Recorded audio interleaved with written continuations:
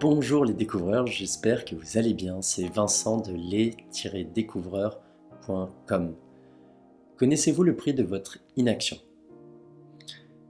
On a tous tendance à le faire, procrastiner, remettre au lendemain ce qu'on devrait faire, ce qu'on sait devoir faire. Et on a souvent tendance à se dire que c'est pas grave, que un jour passe, une semaine passe et que ça n'a pas de conséquences. J'ai un peu réfléchi et aujourd'hui je voulais vous présenter les réflexions que j'ai eues par rapport au sujet. Quel est le coût de votre inaction? Le premier point, c'est que si vous voulez aller d'un point A au point B, il faut marcher et que si vous restez assis, vous n'allez pas avancer. Tout simplement, ça paraît logique, mais encore faut-il le rappeler, l'avoir en tête. Pire, si vous avez entrepris des choses par le passé, le fait de ne rien faire aujourd'hui, ça va peut-être annuler ce qui a été fait jusque-là. Exemple, vous apprenez une langue, ça fait quelques semaines, quelques mois que vous y êtes mis. Si vous faites une pause dans votre apprentissage, vous allez vite vous rendre compte que des automatismes, des mots de vocabulaire vont vous échapper peu à peu. Ça va même vous éloigner de votre objectif final. Deux exemples. Mettons que vous vouliez vous mettre au sport. Pendant une semaine, vous ne vous mettez toujours pas au sport, vous restez devant Netflix, vous continuez à manger richement. Non seulement vous ne faites pas de sport, mais à côté de ça, ça va être encore plus dur de vous y mettre derrière. Vous aggravez votre situation, vous rajoutez du chemin à parcourir.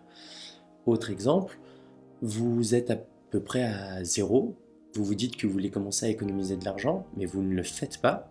Le jour où vous avez un souci, non seulement vous ne disposez pas de l'argent, mais il va peut-être falloir en emprunter. Donc résultat des courses, vous êtes désormais en négatif, vous allez devoir rembourser de l'argent quand votre objectif initial était de commencer à en économiser. Le point suivant par rapport à votre inaction, c'est qu'attendre rend plus difficile le passage à l'action. Je m'explique, regardez autour de vous, regardez votre propre vie. À mesure que le temps passe, vous avez de moins en moins de temps pour vous et vous devez de plus en plus le consacrer aux autres, que ce soit à vos enfants si vous commencez à avoir des enfants, quand vous gravissez les échelons au sein de votre société ou que vous avez de plus en plus de clients euh, de votre entreprise, vous avez de plus en plus de responsabilités et de moins en moins de temps pour vous et à consacrer à vos projets, à vos objectifs personnels.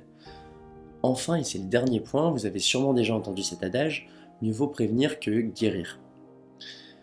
Il vaut sûrement mieux prendre le temps et dépenser les quelques euros pour un joint à installer au niveau de votre plomberie que de ne pas le faire et attendre une semaine de dégâts des eaux et que ça vous coûte les réparations d'intervention potentielle du plombier et tout le stress, le temps à résoudre le problème.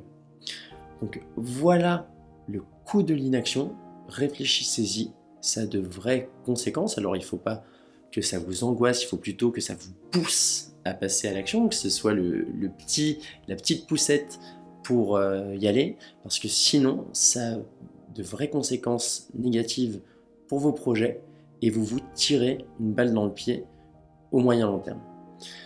Si vous avez aimé cette vidéo, n'hésitez pas à consulter plus de contenu dans sa description et moi je vous dis à très bientôt.